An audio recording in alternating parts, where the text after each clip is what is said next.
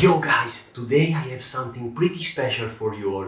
I can't tell you what it is right now, but you will see it very soon. And trust me, it's gonna be so good.